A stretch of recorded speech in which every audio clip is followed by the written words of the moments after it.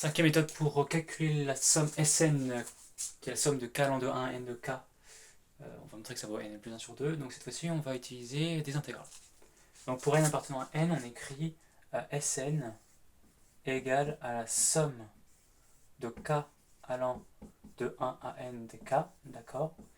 Et ça, on dit que ça vaut la somme de k allant de 1 à n de l'intégrale de k à k plus 1 de t moins 1 demi dt. Est-ce que c'est bien vrai? Il suffit de vérifier que cette intégrale-ci vaut k. En effet, on calcule aisément une primitive.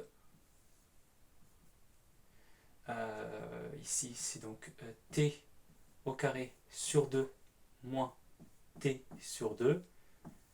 Quand je dérive, j'ai bien t moins 1 demi. Donc en prenant des bornes k à k plus 1.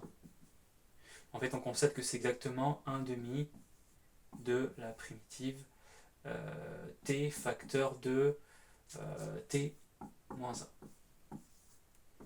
Pris de k à k plus 1. Et donc ceci vaut donc 1 demi de... donc en k plus 1, on vaut k facteur de k plus 1, moins en k, on vaut k moins 1. Et donc ceci vaut k sur 2, facteur de k plus 1, donc j'ai factorisé par k, donc on n'a plus que k plus 1 moins k, moins et moins, ça fait plus 1. Et donc ça vaut, les k se simplifient, on n'a plus que 2, que je divise par 2, ça fait 1. Donc ça vaut exactement k. Donc on va démontrer que cette intégrale-ci vaut k. Et ça tombe bien, c'est exactement ce que je prétendais au début. Donc k est bien égal à cette intégrale-ci, donc cette inégalité est correcte.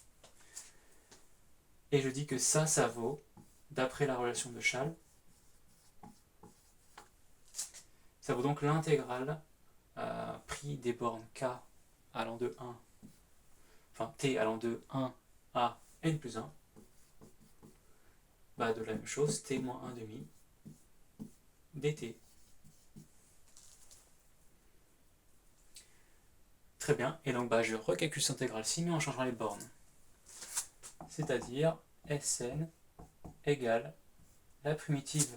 En fait, la primitive reste inchangée, donc t facteur de t moins 1 sur 2, d'accord? C'est la même intégrale, c'est la même primitive, juste on change les bornes, donc c'est pas k plus 1, c'est de 1 à n plus 1. Voilà. Je passe. On va recalculer. Mais avec les bornes 1 à n plus 1.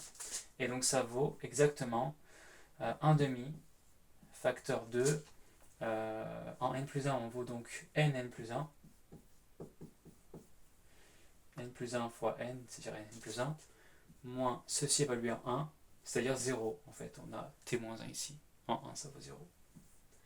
Et donc, on obtient exactement n plus 1 sur 2. C'est ce qu'on voulait démontrer.